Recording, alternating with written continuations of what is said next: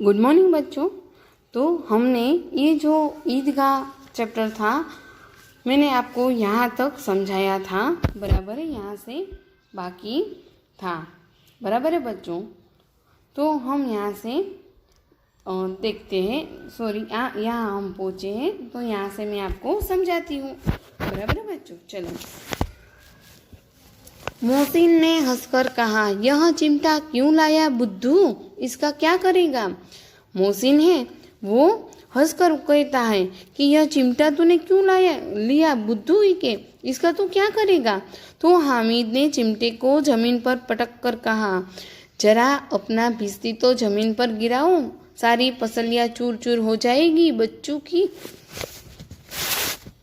क्या कहता है हामिद के हामिद वो अपना चिमटा जमीन पर जोर से पटक कर कहा कि तू अपना भिस्ती, उसने क्या लिया था भिस्ती, तू जमीन पर गिरा के दिखाई के तो तेरे भिस्ती की सारी जो पसलियां है वो चूर चूर हो जाएगी, बराबर है, ऐसा वो कहता है। महमूद बोला, तो यह चिमटा कोई खिलौना है। हामिद कहता है, खिलौना क्यों नहीं है, अभी कंधे पर रखा बंदूक हो गई, हाथ में ले लिया फकीरों का चिमटा हो गया, चाहूँ तो इससे मंजीरे का काम ले सकता हूँ। एक चिमटा जमा दूँ तो तुम लोगों के सारे खिलौने की जान निकल जाए। तुम्हारे खिलौने कितना ही जोर लगाए, मेरे चिमटे का बाल भी बांका नहीं कर सकते। बहादुर शेर है मेरा चिमटा। क्या कहता है हामिद कि मेरा चिमटा क्या है कि खिलौना क्यों नहीं है कि देखो अभी मैंने जो कंधे पे रखा तो बंदूक जैसा लगता है, बराबर है, हाथ में ले लूँ तो फकीरों का चिमटा लगता है, मैं इसे चाहूँ तो उससे मंजीरे का काम भी, इसे चिमटे को बजाए तो मंजीरे जैसा लगता है ना बच्चों, तो क्या उससे मंजीरे का काम भी ले सकता हूँ। और एक चिमटा जमा दूँ तो तुम लोगों के सारे खिलौने की जान निकल जाए, बराबर है ना, चिमटों से एक चिमटा ले तो उसके खिलौने की जान निकल जाती है ना बच्चों। तुम्हारे खिलौने कितना ही जोर लगाए, मेरे चिमटे का बाल भी बांका नहीं कर सकते, बराबर है, उसके खिलौने हैं वो चिमटे का कुछ बिगाड़ सकते नहीं है, उसका चिमटा लोहे का था। बहादुर शेर है मेरा चिमटा। हामिद क्या कहता है कि मेरा चिमटा है वो बहादुर शेर है। समी ने खंजरी ली थी, प्रभावित होकर बोला, मेरी खंजरी से बदलोगे, 2 आने की है। समी है वो क्या कहता है कि मेरी खंजरी ले लोगे तुम, बराबर, मेरी खंजरी से बदलोगे तुम्हारा चिमटा, ऐसा वो कहता है, वो 2 आने की है। हामिद ने खंजरी की और उपेक्षा से देखा, बोला, मेरा चिमटा चाहे तो तुम्हारी खंजरी का पेट फाड़ डाले।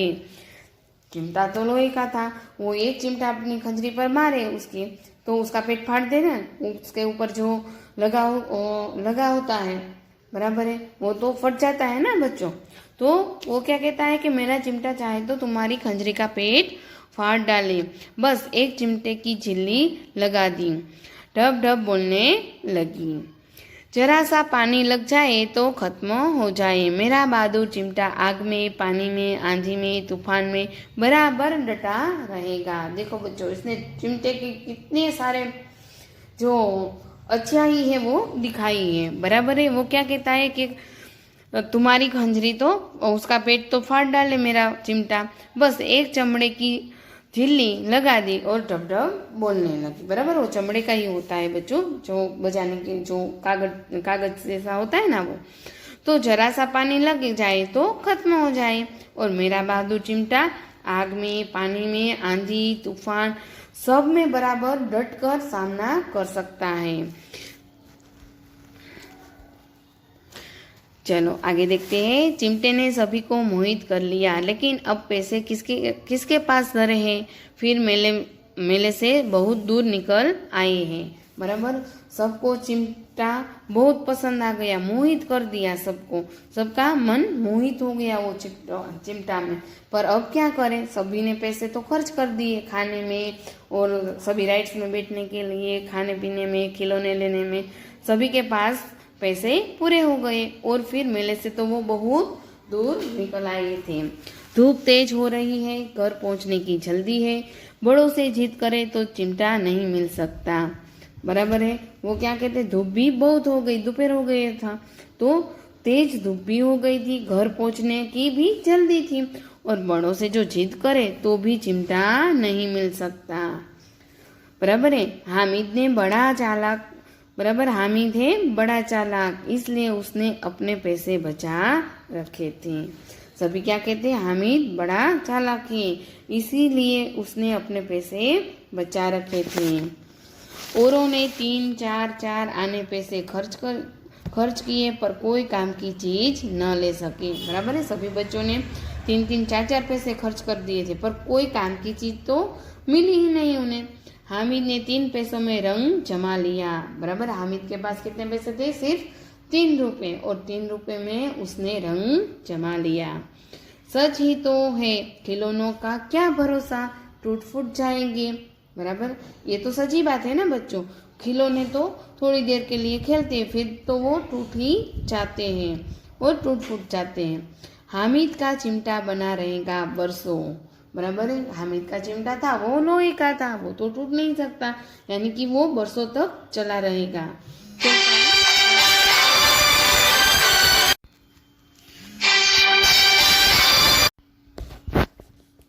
बराबर है। तो ये चिमटे ने तो रंग जमा लिया था। बराबर, सभी ने अपने पैसे खर्च कर दिए थे, अब क्या हो। बराबर है। तो मोहसिन ने कहा, जरा अपना चिमटा दो, हम भी देखें, तुम हमारा भिश्ती लेकर देखो। महमूद और नूरे ने भी अपने अपने खिलौने पेश किए। हामिद को इन शर्तों को मानने में कोई आपत्ति न थी।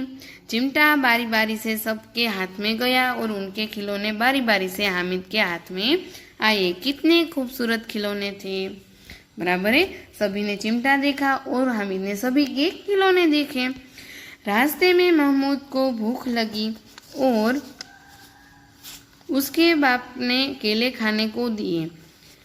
महमूद ने केवल हामिद को अपना साथी बनाया, उसके अन्य मित्र मुंह ताकते रह गए। बराबर है। रास्ते में महमूद को क्या भूख लगी, तो उसके पापा ने उसके केले खाने को दिए, और महमूद ने केवल हामिद को ही अपना साथी बनाया, और उसके अन्य मित्र मुंह ताकते रहे। अन्य मित्र सब भी देखते रह गए। यह उस चिमटे का प्रभाव था। ये जो प्रभाव था वो चिमटे का था। 11 बजे सारे गांव में हलचल मच गई। मेले वाले लौट आए। मोहसिन की छोटी बहन ने दौड़कर भिश्ती उसके हाथ से छीन लिया और मारे खुशी के उछली तो मियाँ भिश्ती नीचे आ रहे और सुरलोक सिधा रहे। देखो बच्चों क्या हुआ। 11 बजे तो सब गांव में आ गए और हलचल मच गई गांव में। मेले वाले सब लौट आए। बराबर, मेले में गए थे वो सभी लौट आए। तो मोहसिन की जो छोटी बहन थी वो दौड़कर भिश्ती जो उसके हाथ में था वो उसने ले लिया, उसके हाथ से छीन लिया और खुशी के मारे उछली तो मियाँ भिश्ती नीचे गिर गए और सीधा स्वर्गलोक पहुंच गए। बराबर है, यानी कि वो खिलौना टूट गया। मियाँ नूर के वकील का अंत इससे भी ज्यादा गौरवमय हुआ। वकील जमीन पर या ताक पर बैठ नहीं सकते, उनकी मर्यादा का विचार तो करना ही होगा। दीवार में 2 खुटिया गाड़ी गई, उन पर लकड़ी का एक पटरा रखा। ગુજરાતીમાં આપણે કહીએ છીએ લાકડાનું પાટિયું રાખ્યું, બરાબર છે। वो पटरे पर कागज का एक कालीन बिछाया गया। वकील साहब राजा भोज की भांति सिंहासन पर विराजे। नूर ने उन्हें पंखा चलना शुरू किया। बराबर है, इस तरह उसने वकील साहब को बिठाया और उसको पंखा चलाने लगे। तो अदालतों में खस की टटिया और बिजली के पंखे होते हैं। बराबर है, अदालत में तो बिजली के पंखे होते हैं ना बच्चों, तो ये साहब ने तो पंखा हाथों से चलाने लगा। तो क्या यहाँ मामूली पंखा भी न हो। बांस का पंखा आया और नूरे हवा करने लगा। मालूम नहीं पंखे की हवा से या पंखे की चोट से वकील साहब स्वर्गलोक से मृत्युलोक में आ रहे हैं और उनका माटी का चोला माटी में मिल गया। देखो बच्चों, ये जो वकील था उसको सिंहासन तो दिया अच्छा सा, बराबर है, पर आप सभी ने देखा है अदालत में तो बिजली के ही पंखे होते हैं, तो इस साहब ने क्या किया, बांस का पंखा लिया और उन्हें हवा करने लगा। और पंखे की हवा से और जो पंखे की हवा थी वो हवा से या पंखे की चोट से, वो पंखा बांस का था, उसकी चोट लगी वकील साहब को और वो स्वर्गलोक से सीधा मृत्युलोक पहुंच गए। बराबर है। और उनका माटी का चूल्हा माटी में मिल गया, वो माटी का ही था तो माटी में मिल गया। फिर बड़े जोर शोर से मातम हुआ और वकील साहब की अस्थियां कूड़े पर डाल दी गई। देखो बच्चों, वकील साहब मर गए और उनकी अस्थियां, वो साहब की अस्थियां कूड़े पर डाल दी। देखो बच्चों, उसका भी यही हाल हुआ। बराबर है, वो भी टूट फूट गया। अब मियाँ हामिद का हाल सुनिए। अमीना उसकी आवाज़ सुनते ही दौड़ी और उसको गोद में उठाकर प्यार करने लगी। बराबर है। जैसे ही हामिद आता है, उसकी आवाज़ सुनकर उसकी अम्मा है अमीना, वो दौड़कर बाहर आती है और हामिद को गोद में उठाकर प्यार करने लगती है। सहसा उसके हाथ में चिमटा देखकर वह चौंकी, बोली, यह चिमटा कहाँ से लाया? बराबर है। हामिद के हाथ में चिमटा देखकर अमीना बोली, ये चिमटा तू कहाँ से लाया? मैंने मोल लिया है। वो क्या कहता है? मैंने मोल लिया। मोल लिया यानी कि मैंने खरीदा है, मैंने लिया है। के पैसे में, यानी कि कितने पैसे में? तो हामिद बोलता है 3 पैसे दिए, यानी कि 3 पैसे में लिया। अमीना ने छाती पीट ली। यह कैसा बेसमझ लड़का है कि दोपहर हुआ, कुछ खाया न पिया, लाया क्या? चिमटा। अमीना क्या कहती है? वो छाती पीटती है और बोलती है, यह कैसा बेसमझ लड़का है, ये लड़का कैसा है, उसने कुछ खाया नहीं पिया नहीं और दोपहर हो गई और लाया क्या वहाँ से? तो के चिमटा। सारे मेले में तुझे और कोई चीज न मिली तो जो यह लोहे का चिमटा उठा लाया। अमीना क्या कहती है कि तू मेले में गया तो तुझे इसके सिवा कुछ ना मिला, तो ये तू लोहे का चिमटा लेकर आया। हामिद ने अपराधी भाव से कहा, तुम्हारी उंगलियां तवे से जल जाती थी, इसलिए मैंने लिया। देखो हामिद कैसे कहता है उसकी माँ को, उसकी दादी माँ को, कि तुम्हारी उंगलियां तवे से जल जाती थी, इसीलिए मैंने ये चिमटा लिया है। बुढ़िया का क्रोध तुरंत स्नेह में बदल गया। बराबर है। बुढ़िया जो क्रोधित हुई थी ये चिमटा देखकर, उसका जो क्रोध था वो तुरंत स्नेह में, प्यार में बदल गया। बच्चे में कितना त्याग, कितना सद्भाव और कितना विवेक है। बराबर है। वो हामिद की तरफ देखकर सोचती कि ये बच्चे में कितना त्याग है, कितनी सद्भावना है और कितना विवेक है। दूसरों को खिलौने लेते और मिठाई खाते देखकर इसका मन कितना ललचाया होगा। इतना जब्द इससे हुआ कैसे? बराबर है। आप सभी जानते हैं, दूसरे को हम देखते हैं, जब दूसरे के पास कोई अच्छी चीज़ होती है तो हम तुरंत कहते हैं अपने मम्मी पापा को कि मुझे भी ये लेना है। पर ये बच्चा कितना समझदार है। देखो बच्चों, उसके पास सिर्फ 3 पैसे थे तो उसने अपने लिए कुछ भी खाया नहीं, पिया नहीं, नहीं एंजॉय किया, नहीं किसी राइड में बैठा, कुछ ना किया और अपनी दादी अम्मा के लिए ये चिमटा लेकर वो आया। तो उसकी दादी क्या सोचती है देखो, कि उसके मन में उसने कुछ खाया नहीं, कुछ पिया भी नहीं, मिठाई देखकर पर इसका मन कितना ललचाया होगा, इतना सब्र उससे किस तरह हुआ होगा। बराबर। किसी को अच्छा देखते हमारा भाई मन ललचाता है, तो इसका भी मन तो ललचाया था पर वो टस से मस नहीं हुआ। अमीना का मन गदगद हो गया। अमीना है वो भावुक हो गई, वो रोने लगी, दामन फैलाकर हामिद को दुआएं देती जाती थी। बराबर है। उसको हामिद को देखकर उसको रोना आ गया और उसका दामन जो था वो फैलाकर वो दुआएं देने लगी और उसकी आंखों से आंसू की बड़ी बड़ी बूंदें गिरती जाती थी। देखो इतना समझदार बच्चे को देखकर उसकी आंखों में आंसू आ गए और आंसू की बूंदें, बड़ी बड़ी बूंदें गिरती जाती थी। देखो बच्चों, हम इतना तो समझदार बने कि हमारे पास कुछ है तो उसमें हम संतोष माने। दूसरों का देखकर हमें अपना कुछ बिगाड़ना नहीं है बच्चों, बराबर है। हमारे गुजराती में कहेवत है कि कोकनो महल जोईने आपणी झूंपड़ी तोड़ी नखाय नहीं, बराबर है बाळको। एटले हमें हमारे पास जो भी है उसमें हमें खुश रहना चाहिए और हम ऐसी चीज़ें लें ताकि हमारे उपयोगी बन सके, बराबर है बच्चों। तो ये चैप्टर है यहाँ पर पूरा होता है। चलो शब्दार्थ देखते हैं। ईदगाह तो ईद की नमाज पढ़ने की जगह। सानी तो चारे की सामग्री जो पानी में सानकर पशुओं को खिलाई जाती है। कुबेर तो धन का देवता कौन है बच्चों, तो कि कुबेर। अनगिनत यानी कि बहुत अधिक या जिसे गिना न जा सके। निगोड़ी यानी कि दुष्ट अनाथ। मन तो मण, આપણે ગુજરાતીમાં કહે છે ને મણ એકનું વજન છે, એટલે કે મણ ક્યારે થાય તો કે 20 કિલો હોય ત્યારે 1 મણ થાય, બરાબર છે બાળકો। ચલો बिसात तो औकात मूल्य। सिजदा यानी कि एक विशेष मुद्रा में झुकना। लड़ी तो माला क्रम। धावा यानी कि आक्रमण या हमला। कोस तो खजाना। पृथक यानी अलग। सबील यानी प्याऊ। जब्त यानी धीरज धैर्य। भिस्ती यानी पुराने जमाने में घर घर जाकर पानी पहुंचाने वाला। मशक तो कि चमड़े से बनी हुई पानी संग्रह करने की थैली। ओके बच्चों, चलो ये मुहावरे हैं वो हमारे असाइनमेंट में दिए गए हैं। अब हम अभ्यास देखते हैं। अभ्यास में क्वेश्चन नंबर 1, प्रश्नों के उत्तर दीजिए। ये भी हमारे असाइनमेंट में दिए गए हैं।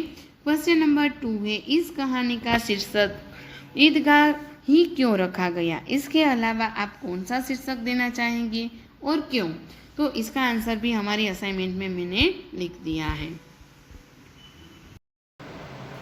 क्वेश्चन 3 है बच्चों, निम्नलिखित परिच्छेद को पढ़कर नीचे दिए गए प्रश्नों के उत्तर दीजिए। आप सभी को पता है हमारे एग्जाम में ये परिच्छेद आता है, बराबर है।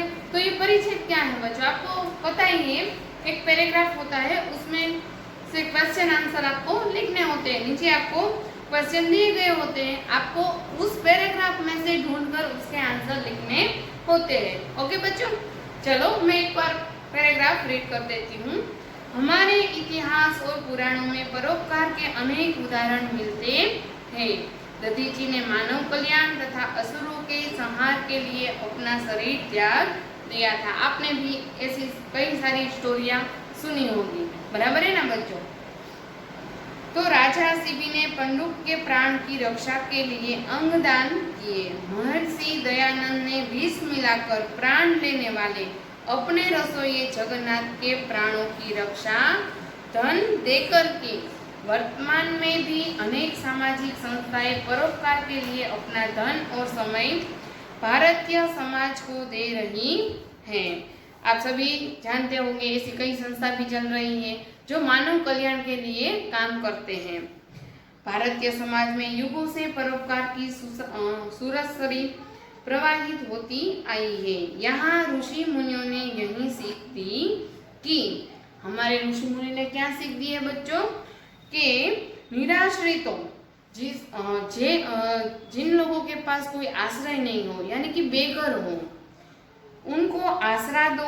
दीन दुखियों और वृद्धों की शारीरिक और आर्थिक मदद करो। जिनके पास कुछ नहीं होता है बच्चों, उनकी हमें सेवा करनी चाहिए, बराबर है, उसकी मदद करनी चाहिए। तो हमारे ऋषि मुनियों ने क्या सीख दी है, तो कि निराश्रितों जिसके पास कोई आसरा नहीं होता है उनको आसरा दो। दीन दुखिया और वृद्धों की शारीरिक और आर्थिक मदद करो, बराबर है। भूखों को भोजन करवाओ। विद्वानों हो तो विद्या का प्रचार कर समाज का उद्धार करो। यहाँ सदा सबकी भलाई में ही अपनी भलाई मानी जाती रही है। यदि हम दूसरों की भलाई करेंगे तो ईश्वर हमारी भलाई जरूर करेंगे, ऐसी पहले से हमारे यहाँ मान्यता मानी जाती है। तो संसार के सभी धर्मों का मूल परोपकार है। किसी भी संत महात्मा ने इसके बिना मनुष्य जीवन को सार्थक नहीं माना, बराबर है ना बच्चों। संत ने कोई ना कोई परोपकार का कार्य किया है, बराबर है, अपना जीवन सफल किया है। लोग परोपकार के लिए ही औषधालय, गौशालाएं और धर्मशालाएं बनवाते हैं। सभी अपनी सामर्थ्य और शक्ति के अनुसार परोपकार करते रहे तो समाज एवं देश की उन्नति होती रहेगी तथा वसुधैव कुटुंबकम की भावना फैलेंगी।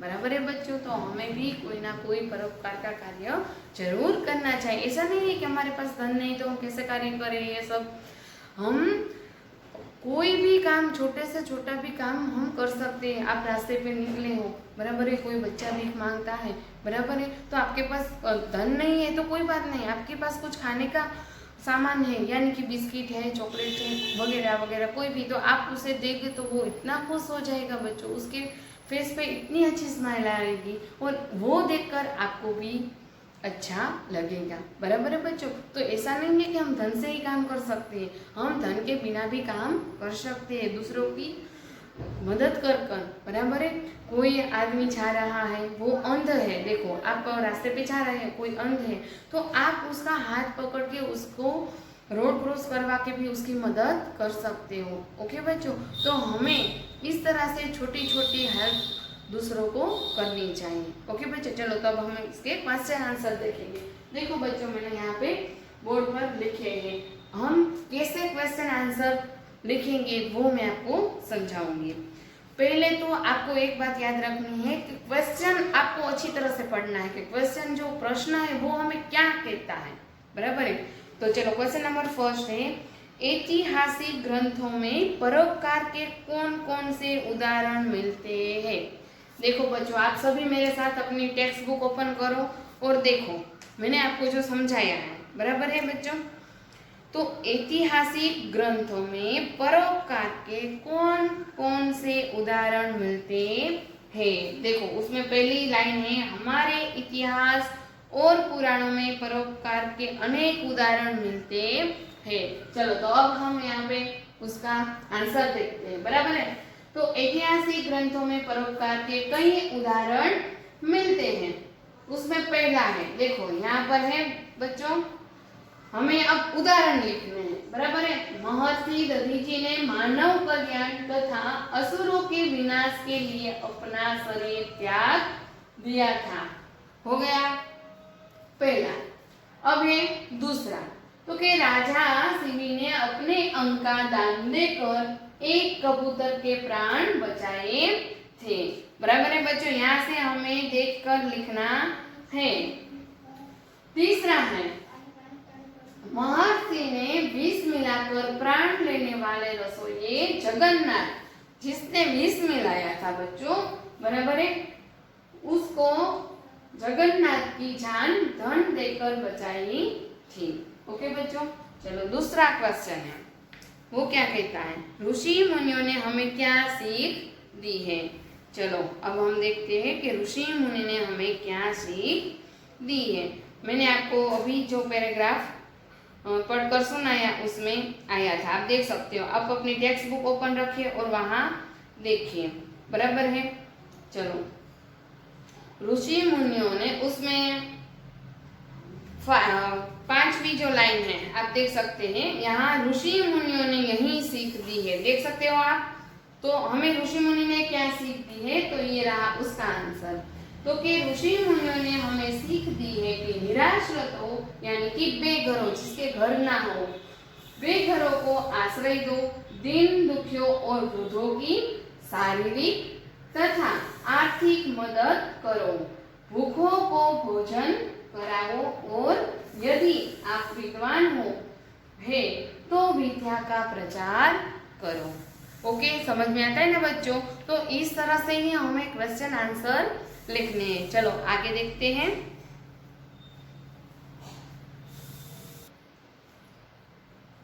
चलो क्वेश्चन नंबर 3 है, देश एवं समाज की उन्नति किस प्रकार होगी। चलो तो हमने दूसरा क्वेश्चन का आंसर दे दिया है।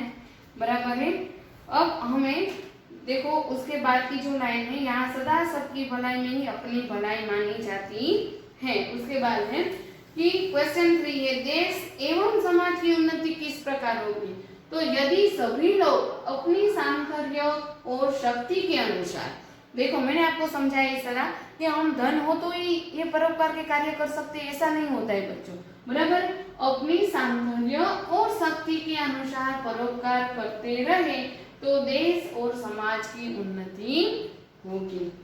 समझ में आया बच्चों? तो ऐसा नहीं है कि हमें धन से ही सब कुछ करना है, हमारे पास कुछ है, बराबर है। आप देख सकते हो कि अभी सभी लोग हैं वो एक दूसरे के, ये कोरोना महामारी थी, बराबर है, तो आप देख सकते हो सभी ने कुछ ना कुछ थोड़ी थोड़ी अपने से जैसा भी हो सके ऐसा कार्य किया है, बराबर है। भूखे लोग जो रास्ते पे सड़क पर जो रहते हैं झोपड़े बांधकर, बराबर है, तो उनके पास खाने पीने की चीजें नहीं थी, तो सभी अपने जो मोहल्ले के लोग हैं वो लोग दो दो रोटी थोड़ी थोड़ी सब्जी ऐसा सबके घरों से लेकर उन लोगों को भोजन करवाने जाते थे, बराबर। ये तो आपने देखा ही था, हो गया हमारे तरफ से कोई ना कोई परोपकार का कार्य। तो हमें धन से नहीं, अपने पास भी जो भी है उससे हमें लोगों की सेवा करनी है, परोपकार के काम करने हैं, ताकि यदि सभी लोग अपनी सामर्थ्य और शक्ति के अनुसार परोपकार करते रहे तो देश और समाज की उन्नति होगी, बराबर है बच्चों।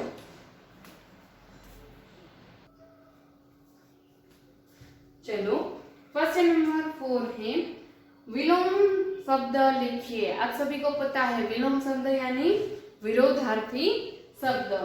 चलो यहाँ पे लिखा है आश्चित, तो उसका विलोम क्या होगा बच्चों? अनाश्चित। आश्चित यानी आश्रय और अनाश्चित यानी आश्रय बिना, बराबर है, बिना आश्रय का। तो आश्चित तो अनाश्चित, अवनति तो उन्नति, उसका विलोम क्या होगा अवनति का? तो के उन्नति। ओके बच्चों। चलो क्वेश्चन नंबर 5 है, परिच्छेद के आधार पर अपने साथियों से पूछने के लिए 3 प्रश्न बनाइए। देखो बच्चों ये जो पैराग्राफ है उनमें से हमें 3 क्वेश्चन बनाने हैं अपने फ्रेंड्स को पूछने के लिए। तो चलो मैंने यहाँ पर बनाया है। पहला है, भारतीय समाज में युगों से क्या प्रवाहित होती रही है? तो कि परोपकार की गंगा, बराबर है ना बच्चों। चलो सभी धर्मों का मूल क्या है? तो हमें सभी धर्म सिखाते हैं ना कि परोपकारी बनो, बराबर है। चलो परोपकार के लिए लोग क्या क्या करते हैं, बराबर है। ये 3 क्वेश्चन मैंने यहाँ पर निकाले हैं, बराबर है। चलो क्वेश्चन 6 है,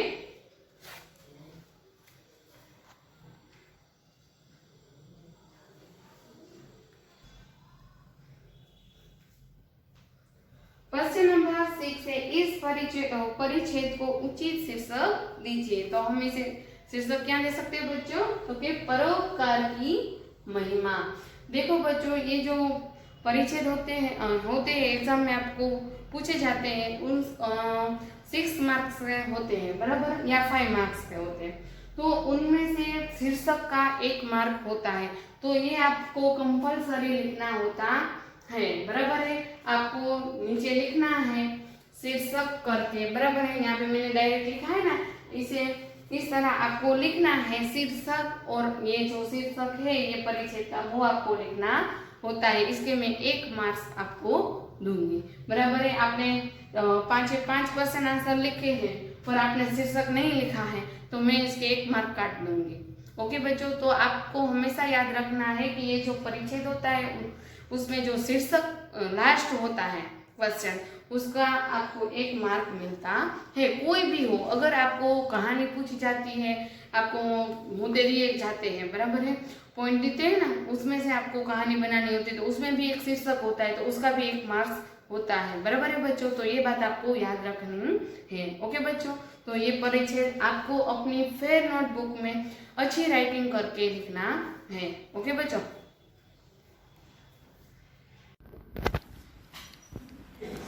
चलो बच्चों क्वेश्चन नंबर 4 है, तुम भी हामिद की तरह किसी न किसी मेले में गए होंगे, वहां तुमने क्या क्या खरीदा और क्यों? चलो उसका आंसर है, दिसंबर के आखिरी हफ्ते में हमारे यहाँ से कुछ दूर भवानी मंदिर के पास मेला लगता है। देखो बच्चों, मैंने अपनी तरह से ये आंसर दिया है। आप किसी ऐसे मेले में गए हो तो आप इसकी तरह आप अपने आप जहाँ भी जाते हो मेले में, यानी कि भवनाथ का मेला देखा है तो भवनाथ के मेले में जाकर आपने क्या क्या खरीदा, तो वो आप अपने हिसाब से ये आंसर लिख सकते हो। ओके बच्चों, तो दिसंबर के आखिरी हफ्ते में हमारे यहाँ से कुछ दूर भवानी मंदिर के पास मेला लगता है। इसी भवानी मेला कहते हैं। पिछली बार मैं भी अपने मित्र के साथ इस मेले में गया था। मेले में तरह तरह की चीज़ों की दुकानें थी। समझ में नहीं आ रहा था कि क्या लूँ और क्या ना लूँ। मेरे पास ज़्यादा रुपये नहीं थे, इसलिए सोचा कि ज़रूरत की चीज़ें ही लूँ। मेरे पास लिखने के लिए अच्छा पेन नहीं था। दुकानदार के भरोसा दिलाने पर मैंने एक पेन खरीदा। ठंडी के दिनों में दादी जी के कानों में ठंडी हवा लगती थी, उनके लिए मैंने ग्लू बंद खरीदा। छोटी बहन के लिए गुड़िया खरीदी। मेरे मित्र ने भी अपनी ज़रूरत की चीज़ें खरीदी। शाम को हम घर लौटे। ग्लूबंद पाकर दादी जी खुश हुई। गुड़िया पाकर छोटी बहन खुशी से उछल पड़ी। मेरा पेन देखकर पिताजी खुश हुए। बोले, काम की चीज़ें खरीदकर तुमने अपनी समझदारी बताई है। ओके बच्चों, चलो क्वेश्चन नंबर 5 है। यदि तुम्हारे मेले से अपनी दादी के लिए कुछ खरीदना हो तो क्या खरीदोगे और क्यों? चलो तो उसका आंसर मैं आपको देती हूँ। यदि मुझे मेले में अपनी दादी के लिए कुछ खरीदना हो तो मैं चश्मा रखने का बॉक्स खरीदूंगा। दादी ने कुछ दिन पहले ही नया चश्मा बनवाया है। चश्मे के साथ बॉक्स मिला था, पर एक दिन बॉक्स दादी के हाथ से गिरकर टूट गया। अब दादी अपना चश्मा सुरक्षित रखने के लिए बहुत चिंतित रहती थी। पिताजी से कई बार बॉक्स लाने के लिए वे कह चुकी थी, पर वे भूल जाते या व्यस्तता के कारण नहीं ला पाते। इसलिए मेले में यदि अच्छा बॉक्स यानी कि चश्मा मिलेगा तो मैं सबसे पहले वही खरीदी करूँगा और अपनी ज़रूरत की चीज़ पाकर दादी बेहद खुश होगी और मुझे दिल खोलकर आशीर्वाद देंगे। है ना बच्चों? चलो स्वाध्याय देखते हैं। स्वाध्याय के क्वेश्चन नंबर 1 है, वो सभी प्रश्न हमारी असाइनमेंट में दिए गए हैं बच्चों। फिर ये जो है पेंसिल में लिखित शब्दों के शब्दों के समानार्थी और विरोधी शब्द लिखिए। चलो हम देखते हैं। शीतल, शीतल का समानार्थी होता है ठंडा और उसका विरोधी शब्द होता है उष्ण। दूसरा है प्रसन्न, तो प्रसन्न का समानार्थी क्या होता है बच्चों? खुश, और उसका विरोधी क्षीण।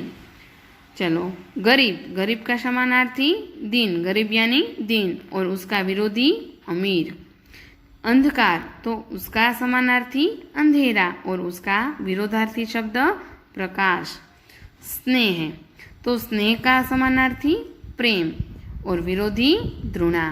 चलो अब है पुरानी, तो उसका समानार्थी प्राचीन और विरोधार्थी नई। बराबर है बच्चों? चलो क्वेश्चन नंबर 3 है, वो हमारे असाइनमेंट में दिया गया है, तो हम देख लेंगे। क्वेश्चन नंबर 4, रूपरेखा के आधार पर कहानी पूर्ण कीजिए। चलो बच्चों, यहाँ पर हमें मुद्दे दिए गए हैं, इसमें से हमें एक कहानी बनानी है। बराबर है बच्चों? और ये जो क्वेश्चन नंबर 4 और क्वेश्चन नंबर 5 है वो आपको अपने फेयर नोटबुक में लिखना है, और परिच्छेद है वो भी आपको अपनी फेयर नोटबुक में अच्छे राइटिंग करके लिखना है। ओके बच्चों, चलो मैं आपको ये कहानी सुनाती हूँ। एक नगर में 2 स्त्रियाँ। चलो तो ये कहानी मैं आपको बताती हूँ। किसी नगर में 2 स्त्रियाँ पास पड़ोस में रहती थीं। उनमें एक स्त्री बड़ी चालाक और झगड़ालू थी। उसके कोई संतान नहीं थी। दूसरी स्त्री बड़ी सरल और मिलनसार थी। देखो बच्चों, आपने स्टैंडर्ड 6 में 7th में ये कहानी बनाई है, तो आपको ये कहानी ज़रूर आती होगी। बराबर है? एक एक मुद्दा लेते जाइए और कहानी बनाते जाइए अपने हिसाब से। बराबर है बच्चों? चलो, तो दूसरी स्त्री बड़ी सरल और मिलनसार थी। उसके एक बेटा था। एक बार संतान वाली स्त्री अपने बच्चे को घर में अकेला छोड़कर बाहर गई हुई थी। मौका पाकर निसंतान स्त्री बच्चे को पालने से उठाकर ले गई। फिर वह फौरन बाहर चली गई। बच्चे के गुम हो जाने पर बच्चे की माँ बहुत दुखी हुई। उसने किसी तरह अपनी चोर पड़ोसिन का पता लगाया और उसके पास जाकर अपना बच्चा मांगा। तब उसने कहा, यह मेरा बेटा है, मैं न दूंगी, जो चाहे सो कर ले। दोनों में खूब झगड़ा हुआ। तब लोगों ने कहा उन्हें न्यायालय में जाकर झगड़े का निपटारा करने की सलाह दी। आखिर दोनों स्त्रियां न्यायाधीश के पास पहुंची। बच्चे पर दोनों का एक साथ दावा देखकर न्यायाधीश ने अपने कर्मचारी को आदेश दिया, इस बच्चे के 2 बराबर टुकड़े करो और एक एक दोनों स्त्रियों को दे दो। न्यायाधीश का फैसला सुनकर निसंतान स्त्री तो चुप रही, पर बच्चे की माँ रोकर कहने लगी, हुजूर आप बच्चे को मारिए मत, चाहे तो उसे ही सौंप दीजिए, इस तरह मेरा बेटा जीवित तो रहेगा। देखो बच्चों, है ना। तो चतुर न्यायाधीश फौरन समझ गया कि दोनों में सच्ची माँ कौन है। उसने सच्ची माता को उसका बच्चा सौंप देने और निसंतान स्त्री को हिरासत में लेने का हुक्म दिया। देखो बच्चों, जैसे हमें कहानी में शीर्षक लिखना होता है, इसी तरह परिच्छेद में शीर्षक लिखना होता है, इसी तरह कहानी में हमें सीख लिखनी है। तो सीख के कितने मार्क होते हैं? 1 मार्क होता है, बराबर। तो आपको सीख कंपलसरी लिखनी है। तो इस कहानी की हम सीख क्या लिखेंगे? तो आखिर सत्य की ही विजय होती है, बराबर। विजय किसकी होती है? सत्य की। जो सत्य होता है उसी का विजय होता है। ओके बच्चों, चलो आगे देखते हैं। क्वेश्चन नंबर 5 है, निम्नलिखित अपूर्ण कहानी को अपने शब्दों में पूर्ण कीजिए। चलो, मौसम में ठंडक बढ़ने लगी थी। माँ सोचने लगी कि इस साल ढेर सारे स्वेटर बनाकर बेचने हैं, जिससे अंकित की 10वीं कक्षा की फीस और पढ़ाई का खर्च निकाला जा सके। अंकित के पापा नहीं थे, एक बड़ी बहन थी।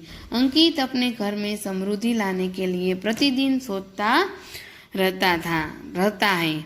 चलो आगे हम ये कहानी हम बनाते हैं। तो गर्मी की छुट्टियां थी। अंकित अपने मामा के घर मुंबई आया हुआ था। उन दिनों टीवी पर कौन बनेगा करोड़पति कार्यक्रम चल रहा था। मामा के प्रोत्साहन और सहायता से अंकित ने केबीसी के संचालकों से संपर्क किया। भाग्य ने उसका साथ दिया और एक दिन उसे कार्यक्रम की हॉट सीट पर बैठने का मौका मिल गया। अंकित के सामने बैठे थे बॉलीवुड के महान नायक अमिताभ बच्चन। उन्होंने दर्शकों को अंकित का परिचय दिया। फिर शुरू हुई प्रश्न मालिका। अंकित खुश था और घबरा भी रहा था, लेकिन वह स्वस्थ रहा। अंकित ने उनके प्रश्नों की सही उत्तर दिए। भाग्य ने उसका साथ दिया। वह 25 लाख रुपए तक पहुंच गया। अगले प्रश्न का उत्तर उसे न सूझा। उसकी चारों लाइफलाइनें खत्म हो चुकी थी। अंकित ने गेम से क्विट करने का निश्चय किया। अमिताभ बच्चन के हाथों 25 लाख का चेक पाकर उसकी खुशी का कोई ठिकाना न रहा। अब अंकित की माँ को ढेर सारे स्वेटर बनाने और अंकित की पढ़ाई का खर्च निकालने की चिंता नहीं करनी पड़ी। ओके बच्चों, तो हमारा ये चैप्टर दूसरा जो ईदगाह था वो यहाँ पर पूरा होता है। मैं इसकी PDF आपको भेज दूंगी। ओके बच्चों, तो मैंने आपको टेक्स्ट बुक में भी ये समझा दिया है और लिथो की PDF में आपको भेज दूंगी। ओके बच्चों, तो आपको होमवर्क में आज जो मैंने परिच्छेद आपको समझाया वो और ये 2 कहानी की मैं PDF आपको भेज दूंगी। परिच्छेद और ये कहानी आपको अपनी फेयर नोटबुक में लिखनी है अच्छे राइटिंग करके। ये आपका आज का होमवर्क है। ओके बच्चों, बाय।